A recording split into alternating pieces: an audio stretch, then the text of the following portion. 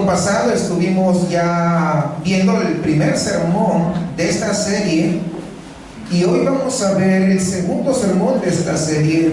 Es una serie bastante corta, pero vamos a ver el espíritu de la Navidad, pero en el presente. Y justamente vamos a estar exponiendo lo que se leyó al empezar este servicio en Lucas capítulo 1 versículo 26 al 38, que ya lo leímos. Y fíjense bien, y yo quisiera tal vez ser reiterativo para algunos de nosotros. Esta serie de mensajes que se llama el espíritu de la Navidad no es en el sentido de lo que podemos estar experimentando en la Navidad. Hay algunas personas que les encanta cuando llega Navidad, otros que no, se ponen tristes cuando viene Navidad. Pero lo que vamos a ver aquí sobre el espíritu de la Navidad no tiene que ver con ningún sentimiento, sino tiene que ver con el Espíritu Santo. ¿Cuál es ese trabajo que hizo el Espíritu Santo en la Navidad? ¿Cuál es ese papel que desarrolló el Espíritu Santo para que la Navidad ocurriera? El domingo pasado,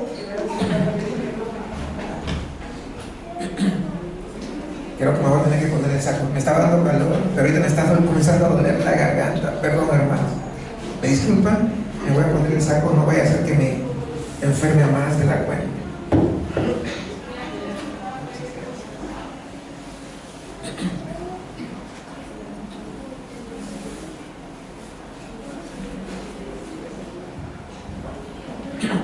La semana pasada estuvimos viendo cómo el Espíritu Santo trabajó en el pasado. El Espíritu Santo en esos siglos previos a que Jesús naciera en este mundo. Y esta semana vamos a ver el Espíritu Santo presente, cómo se hizo presente en la Navidad. ¿Cuál fue el papel del Espíritu Santo en la primera Navidad? Que fue muy diferente a cómo lo celebramos el día de hoy.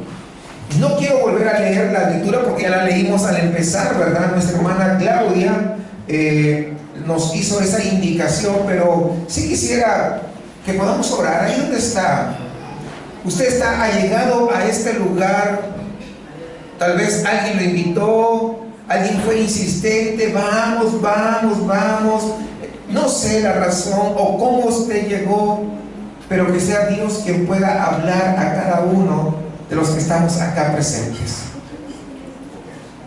Y así como está, ruego que incline su rostro y oremos al Señor. Amado Padre, en esta noche nos acercamos con reverencia ante su presencia, reconociendo, Señor, nuestra gran necesidad de usted. Hoy nos hemos reunido para poder celebrar ese magnífico, extraordinario acontecimiento que trasciende más allá de los siglos. Y anhelamos que por el poder de su Espíritu Santo pueda también hablarnos a cada uno de los presentes. De repente alguien en esta tarde piensa que llegó porque alguien le invitó, y es verdad, pero también es porque tú habías planificado hablarle en esta tarde. Que tu Espíritu Santo pueda hablar a cada vida y a cada corazón de acuerdo a la necesidad que cada uno tiene, Señor. Ábrenos a todos, todos necesitamos de ti. Te pedimos esto en el nombre de Cristo Jesús. Amén. Hermanos, la historia de la Navidad está llena de milagros. Está el milagro del anuncio del ángel a María, por ejemplo. Eso no lo vemos todos los días, que aparece un ángel ahí, usted va al súper y hay un ángel. No lo vemos. No, usted está regando el jardín y se aparece el ángel. No, eso no ocurre. O sea, fue un milagro que el ángel se apareciera a María. Está el milagro posterior en que el ángel se le aparece a José de manera visible. Está el milagro de la aparición de los ángeles a los pastores que estaban en esos tiempos pastoreando, o era de noche, estaban descansando. Por lo tanto, si estaban descansando fuera de donde normalmente guardaban sus rebaños, significa que estaban al aire libre. Y ellos no podrían haber estado en el mes de diciembre, porque en Israel, en diciembre hace un frío mucho más fuerte que acá. Entonces, imagínense los pastores en pleno frío. No, o sea, no tiene sentido. Normalmente esa costumbre de estar afuera con sus rebaños es entre el mes de junio a agosto aproximadamente. Entonces, esa es más o menos tentativamente la fecha en que podríamos decir que Jesús nació. Y hago esta explicación porque estuve en algunos lugares y me dicen: nosotros no celebramos Navidad porque Jesús no nació el 25 de diciembre. Y es verdad, no nació. Nosotros no celebramos que nació el 25, sino que sí nació, que vino a este mundo para cumplir el mayor cometido que Él ya tenía en mente. ¿Cuál es? Salvarnos a todos nosotros. ¿De qué? De la condenación eterna. Entonces es un milagro que se le aparecieron a los pastores. El pastoreo era su trabajo de ellos. Usted no va a su trabajo y se le apareció el ángel. No, es un milagro lo que ocurrió. Está el milagro, y lo veíamos en la representación también de nuestros jóvenes, ¿no? De la estrella en ese cielo que fue guiando, ¿verdad? Fue guiando a los Reyes Magos hasta llegar a Belén. Eso es un milagro. No vemos que la estrella se vaya aquí. No lo vemos. Un milagro. Pero en el centro mismo de todos los milagros se encuentra el milagro más grande, absolutamente de todos, el milagro más grande que está en el corazón mismo de la Navidad, y es el nacimiento virginal de Cristo Jesús. Algunas personas, cuando uno habla sobre esto, tienden a burlarse del nacimiento virginal de Jesús, y ellos dicen: es que es imposible. Bueno, ese es el punto de los milagros, ¿verdad que sí? Que sea imposible, porque si fuese posible, pues entonces no sería un milagro. ¿Sí entienden? Por supuesto. Por lo tanto, en el corazón de la Navidad tenemos el asombroso milagro del nacimiento virginal, y aquí es donde entra en juego el Espíritu Santo, o el Espíritu de la Navidad en el presente de la primera Navidad. El milagro del nacimiento virginal fue el milagro realizado, hermanos, que se nos olvida, realizado por el Espíritu Santo. Ya les mencionaba que la semana pasada vimos el Espíritu Santo en las Navidades pasadas, que era ese papel profético. Era el Espíritu Santo quien usaba a esos hombres que Dios había elegido, que se llamaban profetas, para profetizar que Cristo iba a venir. Fue el Espíritu Santo quien obraba en la vida de ellos. Porque sin Espíritu Santo no hay profecía. Y sin profecía no hay Navidad. Pero Dios tiene todo planificado, no se le va nada de las manos. Mandó a esos hombres, profetiza que va a venir el Salvador. Profetiza que va a venir el Salvador, que va a nacer en Belén, que va a ser... O sea, y así comienzan muchas profecías. Cuando Cristo vino se cumplieron más de 300 profecías. Eso no lo ha hecho ningún ser humano. Nadie ha podido hacerlo. Es increíble. Y se cumplió tal como se dijeron en las profecías. No faltó nada. Y aquí, en el Evangelio de Lucas, aprendemos que el papel del Espíritu Santo en la primera Navidad fue un papel milagroso, fíjese. Sin el Espíritu Santo no hubiera sido posible el nacimiento virginal. Sin el nacimiento virginal no habría Navidad. Yo quiero que recuerde esto. Cuando Dios interviene en la historia de la humanidad, lo hace de maneras que desatan de alguna forma nuestra fe y desafían nuestra comprensión. Porque eso es lo que ocurrió con el nacimiento de Jesús. Nos desafía porque no podemos comprender. Yo no creo, yo no entiendo. Claro, te está desafiando a Dios, porque Él es soberano y hace las cosas como Él quiere. Y quiero que veamos juntos el milagro de ese nacimiento virginal. Algunas personas prefieren llamarlo la concepción virginal. ¿Por qué? Porque el milagro en sí no tuvo lugar en el nacimiento de Cristo, sino cuando fue concebido. Sin embargo, para nosotros, vamos a llamarlo como ese nombre más familiar, el nacimiento virginal, que abarca básicamente todo el milagro, desde la concepción hasta que Jesús nació. Hasta esa primera Navidad, podríamos decir, ¿verdad? Fíjense bien, en primer lugar, las Escrituras, la palabra de Dios deja claro que María era una virgen soltera cuando ella concibió. Era una virgen soltera. De hecho, fíjense bien, los escritores de los evangelios se esfuerzan por enfatizar mucho este punto. Cuando Mateo presenta la historia del nacimiento de Jesús en su evangelio, él comienza de esta manera. Eso está en Mateo 1:18. Dice: el nacimiento de Jesucristo fue así. María, su madre, estaba desposada con José. Y aquí hay un punto y coma y dice: pero antes de que se unieran, es decir, antes que pudieran estar juntos, antes que pudieran haberse casado, antes de que pudieran haber tenido relaciones íntimas, se halló que había concebido por obra del Espíritu Santo. Ese es el único caso en todo el mundo, no hay más. La frase clave es antes de que se unieran. María y José no estaban casados y no habían tenido relaciones sexuales cuando Jesús fue concebido. El Evangelio de Lucas también es bastante cuidadoso en señalar que María era una virgen soltera cuando ella concibió. Versículos 26 y 27 del pasaje que leímos al empezar. Lucas 1, 26 y 27 dice: al sexto mes, el ángel Gabriel fue enviado por Dios a una ciudad de Galilea llamada Nazaret, a una virgen desposada con un varón que se llamaba José, de la casa de David, y el nombre de la virgen era María. Y luego en el versículo 34, un poquito más adelante, dice: María le preguntó al ángel: ¿cómo será esto, puesto que no conozco varón? Hermanos, 3 veces, en 3 versículos, Lucas enfatiza el hecho de que María era virgen cuando ella concibió.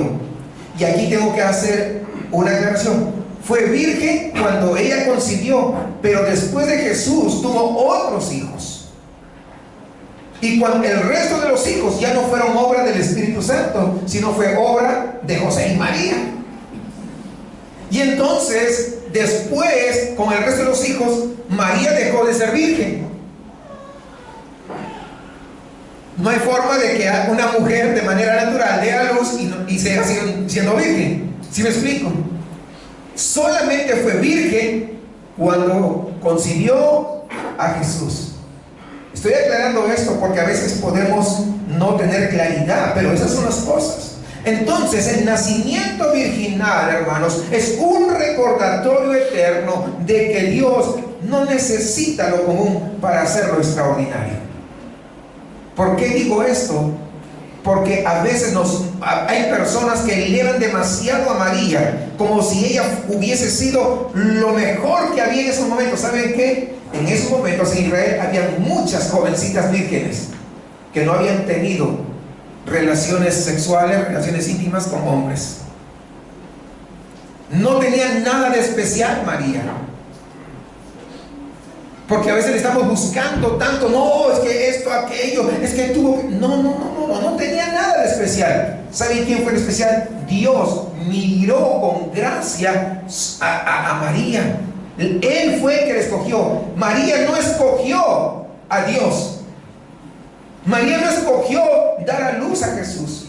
Fue Dios quien dijo: tú vas a ser. Yo quiero aclarar estas cosas porque a veces pues podemos no tener claridad al respecto. Ahora bien, fíjense esto. Creo que nosotros, al igual que María, nos podemos quedar con la misma pregunta que hizo ella. ¿Y cómo va a ser esto? ¿Cómo puede una virgen concebir un hijo? ¿Cómo puede concebirse un hijo si no hay un padre humano? Y la respuesta es por el poder del Espíritu Santo. No hay más respuesta. Jesús fue concebido por medio del Espíritu Santo. Una vez más, Mateo, Lucas también están de acuerdo en esto. Cuando vemos en Mateo, dice que María había concebido del Espíritu Santo, Mateo 1:18. Y cuando vamos dos versículos más adelante, dice, y lo que en ella es engendrado, del Espíritu Santo es. Lucas también señala que el Espíritu Santo, en respuesta a esta pregunta de María, ¿cómo será esto? Me dice que voy a salir embarazada. ¿Cómo va a ser? Si yo no conozco lo que es tener una relación con un hombre, nunca lo he tenido. Entonces, ¿cómo es posible? Y el ángel le responde, no lo deja así, no, a ver, pues adivina cómo va a salir. No, él dice, el Espíritu Santo vendrá sobre ti y el poder del Altísimo te cubrirá con su sombra. Ahí está la respuesta. Quiero que entiendan esto. Podemos notar que los escritores de los evangelios no dan muchos detalles sobre cómo y cuándo ocurriría todo esto. Es como si hablaran, como que bajaran el volumen y abordan este tema con mucha reverencia y con mucho respeto, porque no es cualquier cosa. Estamos hablando de Dios mismo viniendo a usar a un ser humano pecador, porque María era pecadora. ¿Y saben qué? Sin embargo, Dios le plació eso, hacerse pequeño para vivir entre nosotros. Hay un misterio sagrado, hermanos, que rodea este milagro, como debe ser siempre las cosas que Dios hace.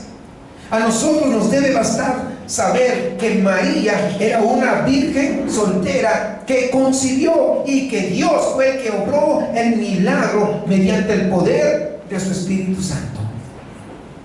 El nacimiento o la concepción virginal es un milagro asombroso, porque no es natural que una mujer quede embarazada sin haber tenido relaciones. Y en este caso era virgen. Es un milagro extraordinario, no es cualquier cosa. Y este milagro, si comenzamos a entender en la magnitud de lo que esto significa, nos tendría que empujar de alguna manera a adorar a Dios con reverencia y con santidad. El milagro de la Navidad, escuche esto, no solo es que un niño nació, sino que ese niño que nació es el Hijo de Dios concebido por el Espíritu Santo para ser el Salvador del mundo. Es importante que no solamente examinemos los hechos que rodean al nacimiento virginal, sino también, ¿saben qué? Su significado. ¿Por qué Dios obró este milagro a través de su Espíritu Santo? ¿No podría acaso haber venido Jesús de otra forma, de otra manera? Sí. ¿Cuál es el significado de ese nacimiento virginal? Afortunadamente, ¿sabe qué? No necesitamos adivinar. No, porque el ángel que visitó a María le dio el significado de este milagro. Miremos nuevamente Lucas 1:35. Mire, el ángel le responde y dice: el Espíritu Santo vendrá sobre ti y el poder del Altísimo te cubrirá con su sombra. Por eso el santo ser que nacerá será llamado Hijo de Dios. Aquí el ángel llamó a Jesús por dos nombres. Dos nombres que nos enseñan el significado del nacimiento virginal. Él es el santo ser y Él es el Hijo de Dios que nació en nuestro mundo caído, en nuestro mundo quebrado. En primer lugar, fíjese bien, Jesús es el santo. Aunque este título realmente puede referirse a Jesús como el Mesías prometido, también habla de la impecabilidad de Jesús. Es de que es imposible que Jesús peque. Todo ser humano que ha nacido en este mundo, desde Adán, ha nacido con esa naturaleza pecaminosa dentro de sí. Nuestros primeros padres transmitieron esa naturaleza pecaminosa a sus hijos y luego se fue transmitiendo de generación en generación. Esa naturaleza pecaminosa pasó de mis abuelos, antes mis tatarabuelos, ¿verdad? Y así fueron pasando. Una naturaleza pecaminosa, y quiero aclarar este punto, simplemente significa que en nuestra naturaleza está pecado, está en desobedecer. Ya lo traemos. Si no, fíjese en lo siguiente: un niño que ha nacido, que todavía lo tenemos en brazos, todavía ni siquiera puede caminar, pero tiene brazos y de pronto, ya sé, este bebé agarra y le da casi una cachetada a la mamá. ¿Ha visto esos casos o no? No son aislados, pasan muchísimas veces. ¿Por qué agrede a la mamá? Nadie le enseñó. Es la naturaleza pecaminosa que está dentro del ser humano, ¿no? Y muchas veces lo celebramos como chiste, pero cuando crece hacen cosas peores, porque la naturaleza pecaminosa nos lleva a ello. ¿Sí comprenden el punto? Esa es la naturaleza que elegimos de manera natural pecar. No tenemos que hacer nada extraordinario, ya nacemos con esa inclinación a pecar.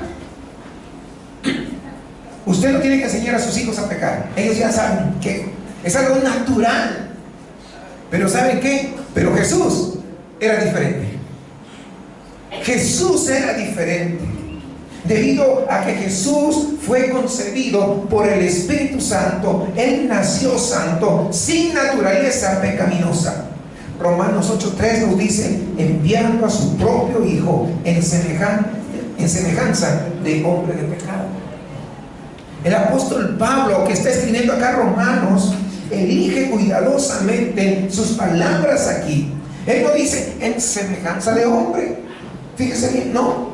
¿Por qué? Porque si diría en semejanza de hombre, Pablo estaría negando la humanidad de Jesús.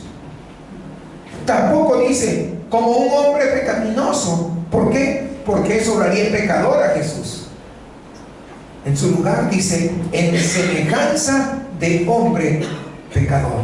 ¿Por qué? Porque Jesús era un verdadero ser humano, pero sin naturaleza pecaminosa. Por eso que usa esas palabras. 2 Corintios 5:21 dice: al que no conoció pecado, fíjese bien, al que no conoció pecado, por nosotros lo hizo pecado, para que nosotros fuésemos hechos justicia de Dios en él. ¿Qué significa? Jesús no tuvo pecado, fue concebido por el Espíritu Santo. Jesús nació santo, es el único ser en todo el universo que nació santo. Nadie más ha nacido así. Todos hemos nacido con la inclinación a hacer pecados desde que nacemos. No necesitamos decir a nuestros hijos: hijos, ¿saben qué? Ustedes se portan demasiado bien, no hacen nada, o sea, pórtense un poquito tantito malo. No necesitamos decirle. Tenemos que corregirlos de lo malo, porque esa naturaleza ya lo traemos. Sí, captan el punto, ¿verdad? Nadie le enseña lo malo, ya lo traemos de fábrica. Eso se originó en el jardín del Edén y ha ido pasando de generación a generación. Y vivió Jesús, les decía que fue el único, y es el único ser que nació santo y vivió la vida perfecta en obediencia a su Padre. Ese es el primer significado del nacimiento virginal, la impecabilidad de Jesús. Jesús es santo. Jesús es santo, sin pecado. Vino al mundo para traer santidad a un mundo quebrantado por el pecado. Usted no es santo, yo tampoco, pero ¿sabe? Hay buenas noticias. Hay buenas noticias. Usted no es santo y yo tampoco. Y si en estos momentos Dios nos juzga a todos, Dios tendría que condenarnos a todos. Todos sin excepción merecemos ser castigados. Todos sin excepción merecemos lo que se llama el infierno, que todo el mundo entiende lo que es el infierno. Todos merecemos. Pero ¿saben qué? Hay buenas noticias. Jesús fue santo y Él murió siendo santo para que todo aquel que en Él crea no se pierda, mas tenga vida eterna. Para que cuando uno viene a Jesús, cuando se arrepiente y pone su fe en Jesús, en ese preciso instante, ya nosotros, aunque somos pecadores, el Padre Dios nos ve como si fuésemos santos, como si hubiésemos vivido la vida que Jesús vivió, la vida santa de Jesús. ¿No es extraordinario eso? Y en lugar, si nos tuviera que juzgar en ese momento, ya no seríamos condenados al infierno. Hay que ser claros, no seríamos condenados, sino tendríamos vida eterna. ¿Por qué? Porque el Padre no nos juzga por lo que hemos hecho, porque eso que hicimos ya fue pagado en la cruz por Jesús, en nuestro lugar. Y Él nos ve santos. Y usted dirá, ¿a poco? A ver, miro, no veo la santidad. No, tú no la ves. Él lo ve, porque hemos puesto nuestra confianza en el Señor. Hay personas que no son creyentes y a veces tú cometes alguna situación, porque estamos en este mundo y podemos hacer alguna situación. Y eso que eres cristiano, te dicen. Lo que no se dan cuenta es que aún siendo cristianos, nosotros todavía estamos under construction. Estamos en construcción. No ha terminado con nosotros el Señor. Nos sigue construyendo todavía. Nos sigue moldeando. Sigue trabajando con nosotros.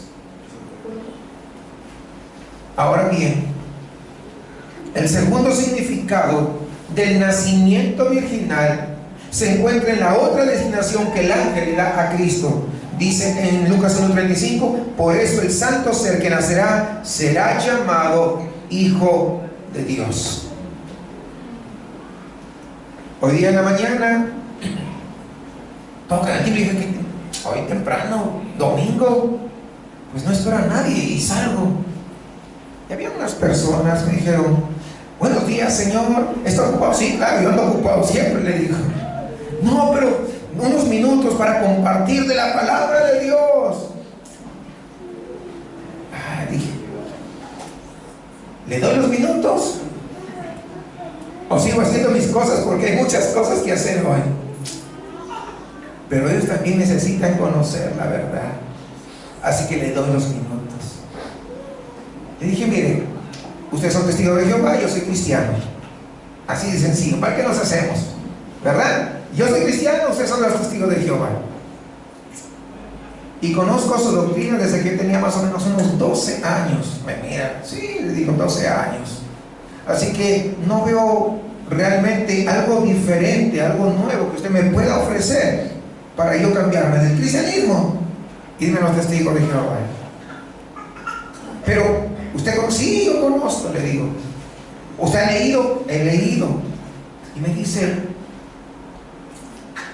¿qué le hizo cambiarse? ¿Por qué usted no se quedó con los testigos de Jehová si usted leyó y se fue al cristianismo? ¿Es en serio? Le digo, ¿quiere que le conteste? Me dice, bueno, dos cosas le voy a decir. La primera, su creador, el fundador de todo, ¿verdad? Del movimiento de los testigos de Jehová, Russell. Él dijo que había traducido la Biblia. ¿Sí? Su Biblia, no la de nosotros, ¿verdad? La Biblia de ellos, porque son muy diferentes. Él dijo que había traducido la Biblia. Yo le dije, pero ¿sabe una cosa? Cuando él lo llevaron a declarar bajo juramento ahí en Brooklyn, porque todo estaba establecido en Brooklyn, le dije, él confesó que no sabía ni hebreo, ni en arameo, ni en griego. Entonces, ¿cómo hizo la traducción? Alguien que dice mentiras, yo no puedo creerle. Para empezar. como que se sacó de onda, porque yo creo que muy pocos saben la historia. Entonces le dije, entonces ¿cómo voy a creer en una persona mentirosa? ¿Sí me explico? Entonces como que... Y la segunda razón por la que no voy a los testigos de Jehová y yo soy cristiano es porque ustedes, fíjense, ustedes recién hace unos 5 u 8 años, recién dicen, hablan de Cristo. Antes, para ustedes, Cristo no era más que el primer hombre creado por Dios. No, le dije, usted tiene 20 años que me acaba de decir. Yo conozco 40 años su doctrina y ustedes no creían en Jesucristo. Y sin Jesucristo no hay salvación. Amén. ¿Más argumentos? Pues no, ¿qué más? Podría yo seguir explicándole esto que estoy hablando esta noche, pero se da cuenta. ¿Por qué? Porque muchos han tergiversado la verdad. Jesús es el Hijo de Dios y sin embargo, Él, Dios, quiso usar a un ser humano pecador como María para que naciera a través de ella. Y a esto le llamamos la encarnación. El hecho, hermanos, de que Jesús al nacer era completamente Dios y completamente hombre. ¿Saben qué? Esto solamente fue posible porque Jesús fue concebido por el Espíritu Santo. En realidad, solo había 3 opciones para que Jesús fuese concebido: que hubieran tenido relaciones sexuales, ¿verdad? María y José, ¿sí? Una madre y un padre humano. Pero entonces, si hubiese sido concebido de esa manera, Jesús no hubiera sido Dios. Hubiera nacido con la naturaleza pecaminosa que les había dicho hace un rato. Podría haber venido al mundo de repente sin padres humanos. Simplemente a Dios agarró, ¡pam!, créate, y ya lo pudo haber pasado eso. Sí, pero entonces ese Jesús no habría sido humano, porque hubiese sido creación única directamente de Dios, solamente divino, pero no humano. ¿Sí me va entendiendo el punto? Pero así que la única manera de que Jesús viniera a nuestro mundo completamente humano y completamente divino o completamente Dios era tener una madre humana, pero a Dios como su padre. Y eso es justamente lo que pasó. Es así que Dios obró el milagro de ese nacimiento virginal a través del poder del Espíritu Santo. Y Mateo confirma la importancia, hermanos, de la encarnación para el nacimiento virginal. Cuando él cita al profeta Isaías, dice, Mateo 1:23, la Virgen concebirá y dará a luz un hijo y lo llamarán Emmanuel, que significa Dios con nosotros. María da a luz a un hijo humano que se llama Emmanuel, que significa Dios con nosotros. Dios ha descendido de estar en las alturas, ha descendido para vivir en medio de nosotros. Dios estaba ahora en medio de gente pecadora, como hombre, a través de la encarnación de Jesús. El Evangelio de Juan también nos habla de Dios viniendo a estar con nosotros a través de su encarnación. Juan capítulo 1, versículo 1 es un pasaje bastante conocido. Nos dice, en el principio era el Verbo, y el Verbo estaba con Dios, y el Verbo era Dios. Pero de ahí al 14 dice, y el Verbo se hizo carne y habitó entre nosotros. Jesús es el Verbo de Dios. Jesús estaba con Dios y Jesús era Dios. Se hizo carne, se hizo hombre para poder habitar entre nosotros. Y todo esto sucedió por el poder ¿de quién? Del Espíritu Santo. ¿Cuál es el papel entonces del Espíritu Santo en la Navidad presente? El Espíritu Santo obró el nacimiento, sí, obró el milagro del nacimiento virginal. María concibió un niño mientras todavía era virgen.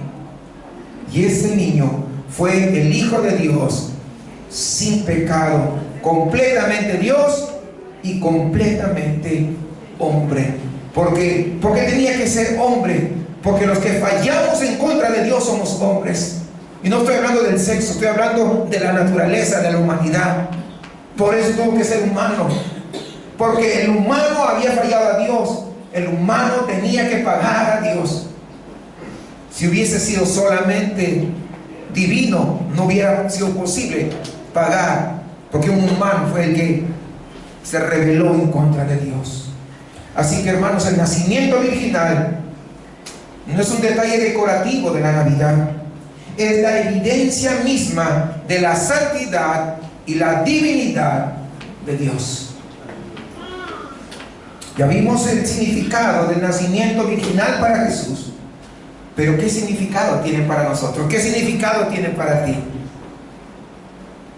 Porque las Escrituras nos dicen que Jesús no solamente nació en el mundo, sino que nació para nosotros. ¿Cómo? Sí, el profeta Isaías, capítulo 9, versículo 6, nos dice: porque un niño nos es nacido.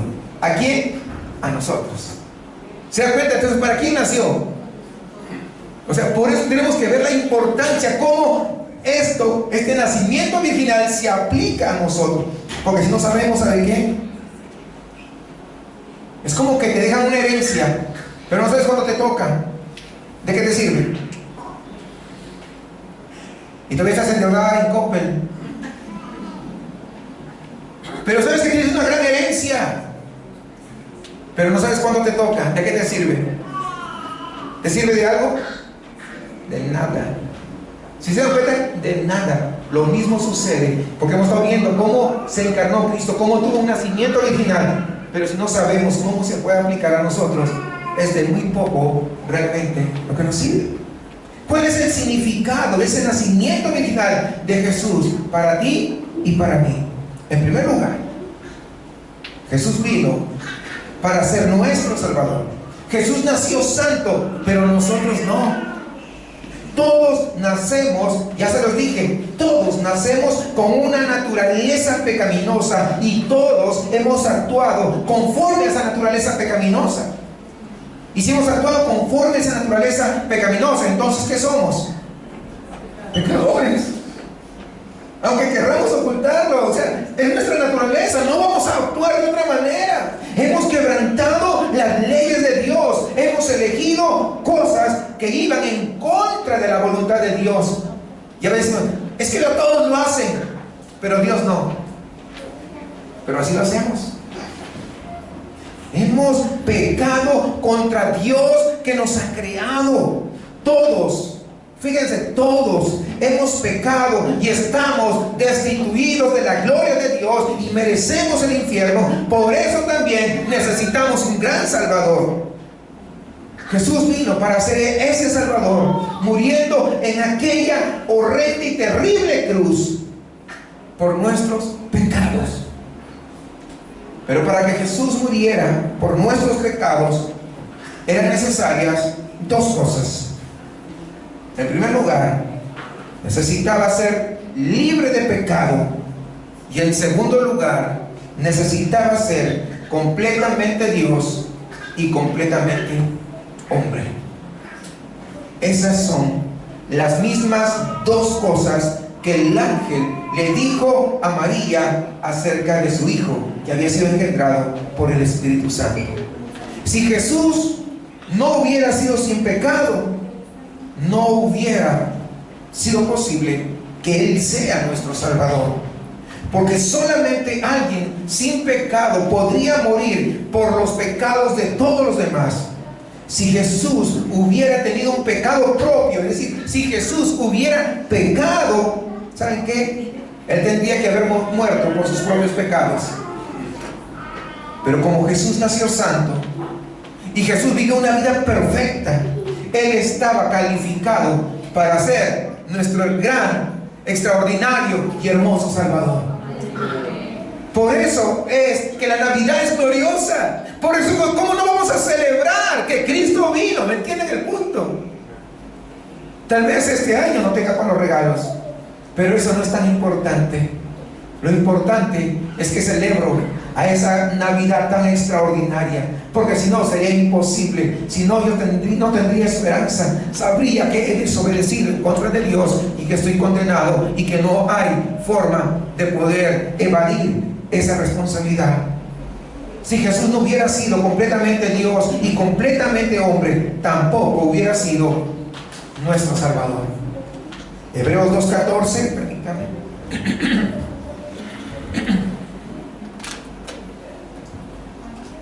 Hebreos 2:14 nos dice: así que, por cuanto los hijos participaron de carne y sangre, Él también participó de lo mismo, para destruir por medio de la muerte al que tenía el imperio de la muerte, esto es, al diablo. En otras palabras, Jesús nació para morir. Jesús tomó esa forma humana específicamente para poder morir en la cruz por nuestros pecados. Mire lo que dice 1 Timoteo 2, 5 y 6. Porque hay un solo Dios y un solo mediador entre Dios y los hombres, Jesucristo hombre, el cual se dio a sí mismo en rescate por todos, de la cual se dio testimonio a su debido tiempo. Solo Jesús podía servir como ese mediador perfecto entre Dios y los hombres, porque solamente Jesús era completamente Dios y completamente hombre. Solo como hombre es que Él podía morir, y solo como Dios podía morir por nuestros pecados. Y esto, hermanos, solamente fue posible a través del nacimiento virginal. Entonces, vuelvo con la pregunta: ¿qué significado tiene para nosotros en esta tarde el nacimiento virginal de Jesús? En primer lugar, Jesús vino para ser nuestro Salvador. Entonces, si se dan cuenta, ¿qué significado tiene? Grande es el significado. Esa fue la única vía, el único camino para que Él pudiera ser mi Salvador. Y tú también puedes decir lo mismo, si tú decides poner tu fe en Cristo y arrepentirte. Ahí está la primera cosa. Así que el Espíritu Santo fue el agente divino que trajo a Cristo al mundo, y sigue siendo el que trae a Cristo a los corazones de los hombres el día de hoy. Pero hay un segundo significado para nosotros. El primero es que es para nuestro Salvador, no se olvide. Pero hay un segundo significado que se destaca en las Escrituras, y lo encontramos en las palabras finales del ángel a María, ahí en Lucas 1:37, dice: porque nada es imposible para Dios. Hay otros 6 nacimientos milagrosos en la Biblia. Sara, por ejemplo, era estéril, tenía 90 años cuando dio a luz a su hijo Isaac. Imagínense, 90 años. Eso sí que es imposible, no para Dios. ¿Quién más? Pues Rebeca era estéril, Raquel era estéril, la madre de Sansón, el hombre más fuerte que ha existido en la tierra, era estéril.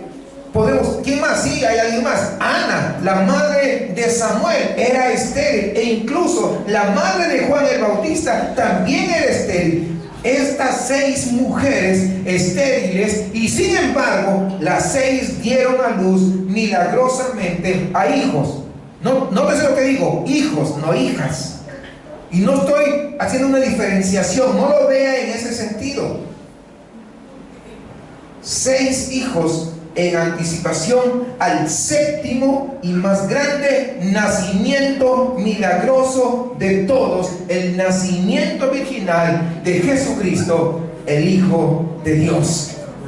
¿Y cómo lo hizo? Mediante el poder de su Espíritu Santo. Zacarías 4:6 nos dice: no con ejército ni con fuerza, sino con mi espíritu, ha dicho Jehová de los ejércitos. Hermanos, en esta tarde, escuchen esto: si una virgen, fíjense bien, si una virgen puede concebir un hijo por obra del Espíritu Santo, entonces ¿saben qué? No hay límites. ¿Entiende el punto? Dios verdaderamente puede hacer cualquier cosa, porque nada es imposible para Dios. La concepción virginal de Jesús nos recuerda que lo imposible para el hombre siempre es posible para Dios. ¿Cuál es el papel del Espíritu Santo en la Navidad? La semana pasada vimos cómo el Espíritu Santo obraba en la Navidad en el pasado, y lo decía hoy en la introducción, que tuvo un papel profético, preparándonos para esa venida que cuando Jesús iba a nacer.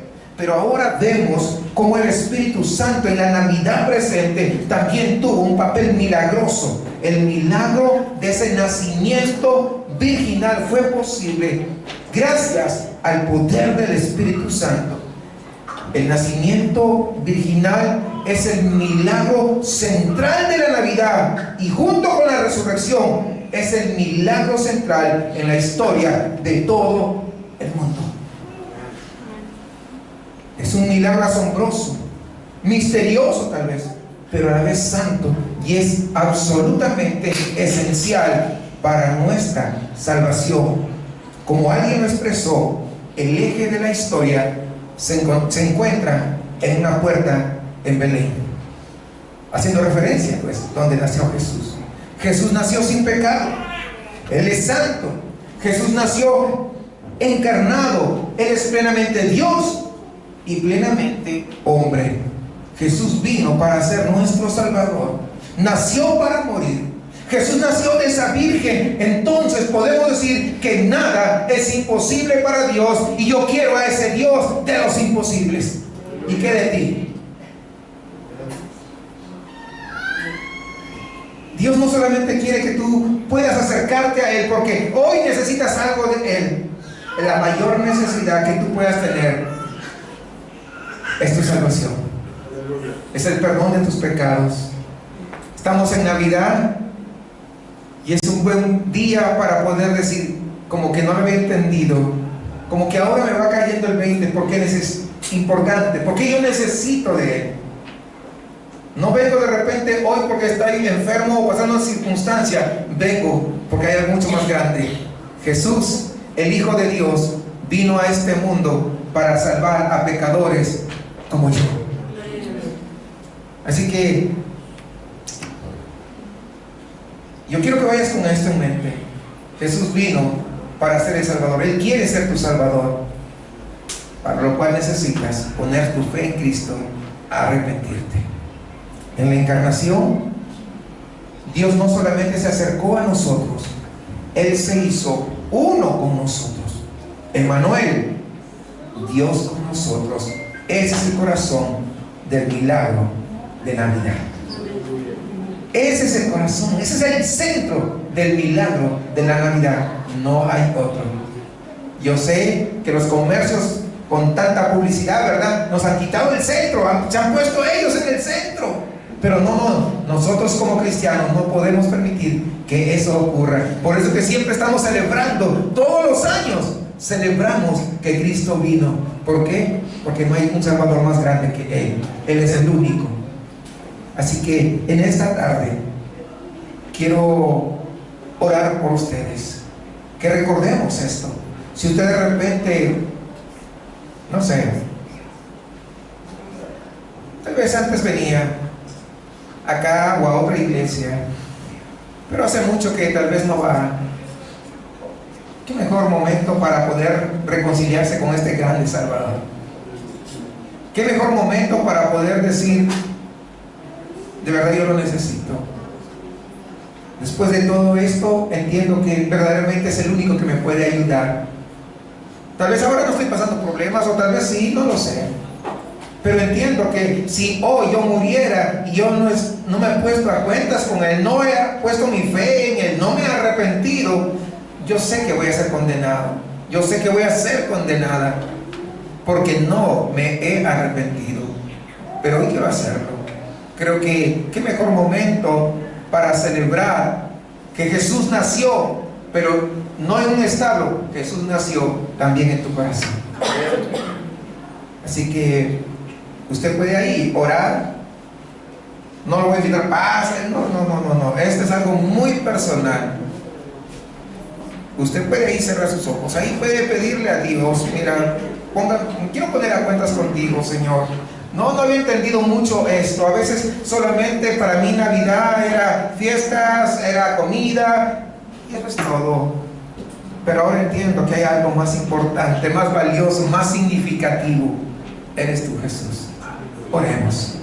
Amado Padre, gracias. Gracias por permitirnos, Señor, exponer tu palabra. Gracias porque nos traes claridad a nuestra vida. Señor, Yo te suplico que tú puedas obrar como obraste en el poder de tu Espíritu Santo para el nacimiento de tu Hijo. Tú puedas obrar en el corazón de todos los que estamos acá presentes, de tal manera que podamos tener una claridad, una comprensión, Señor, significativa de quién tú eres y de la importancia de estar a cuentas contigo. Señor, gracias, porque si no fuera porque tú enviaste a tu Hijo a este mundo, ninguno de nosotros estaría aquí celebrando, recordando con gozo, con alegría, que un día tú mandaste a tu Hijo a hacerse hombre, para vivir en medio de nosotros, pero a la vez para morir en nuestro lugar. Y es a través de tu Hijo la única forma, la única vía, el único camino de poder llegar a ti, oh Padre. Señor, hay visitas, no vinieron simplemente de paseo, sabemos que tú los trajiste. Y si los trajiste es porque de alguna manera les estás mostrando que los amas y que ellos también necesitan de ti. Te suplico que tú puedas obrar con tu gracia salvadora sobre sus vidas, sobre sus corazones, y que ellos también puedan comenzar, Señor, a vivir esa vida que tú quieres ofrecernos a todos aquellos que confiamos en ti. Salvación y vida eterna está al alcance de poder arrepentirnos y poner nuestra confianza en tu Hijo amado, aquel que fue engendrado de aquella virgen que tú elegiste. Señor, gracias te damos por este tiempo, por permitirnos, Señor, en esta hora estar escuchando tu palabra tan excelsa, tan maravillosa, Señor, y tan perfecta como tú eres perfecto. Gracias en el nombre de Cristo Jesús. Amén.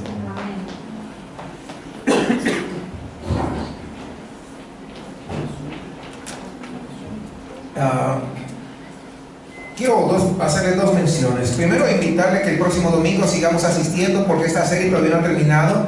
Se llama El Espíritu de la Navidad. Todavía vamos a seguir, todavía tenemos 2 sermones más de esta serie. Les dije que es una miniserie, estamos acostumbrados nosotros a hacer series un poquito más extensas, pero de ir el próximo domingo todavía hay algo más que hablar sobre el espíritu de la Navidad, así que no puede dejar de venir. Si ustedes lo invitaron, pues yo lo invito para el próximo domingo también, que siga viniendo. El próximo domingo ya nuestros servicios van a ser en horario regular a las 11 de la mañana, domingo a las 11 de la mañana, y usted al venir pues va a tener un entendimiento más claro realmente de la razón por la que Jesús vino a este mundo.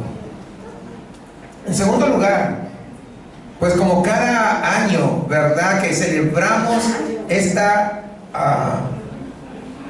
acontecimiento tan maravilloso, también nosotros como iglesia también queremos compartir, ¿verdad?, lo que el Señor nos ha provisto. Realizamos un convivio y quisiera invitarlos para que todos ustedes puedan quedarse. Yo iba a orar por los alimentos, pero recordé rápidamente que nuestra hermana Claudia ya había orado hasta por los alimentos. Ella se adelantó y está, pues ya me dejó hasta, así que mejor ya para que oro, porque ya oró, ¿verdad? Entonces quiero invitarlos, hermanos, y a todos los que nos están visitando. No es un gusto verlos a ustedes. No se vaya a ir, por favor, quédese para juntos poder disfrutar, ¿verdad?, de los alimentos que Dios ha provisto. Nos gusta compartir, así que no se vaya a ir, por favor. A ver, hermano Mark, cierre ahí, ponga el candado, 7 llaves, por favor, para que nadie salga, ¿verdad? Para que todos, sí, nos gustaría que todos se queden, por favor, ¿verdad? Para nosotros es un gusto tenerlo acá en este lugar.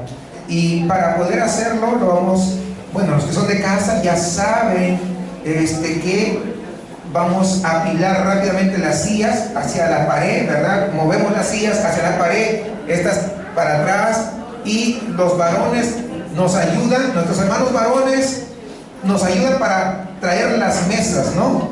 Entonces, pues nos vemos en un ratito acá mismo. Solamente nos paramos para distribuir las mesas. Los apilamos para acá, mis hermanos. ¿Vamos a comer? Sí. Ya vamos a comer, ya vamos a comer. Muy bien, buena pregunta. Los apilamos hacia allá, por favor, contra la pared, para crear el espacio para poder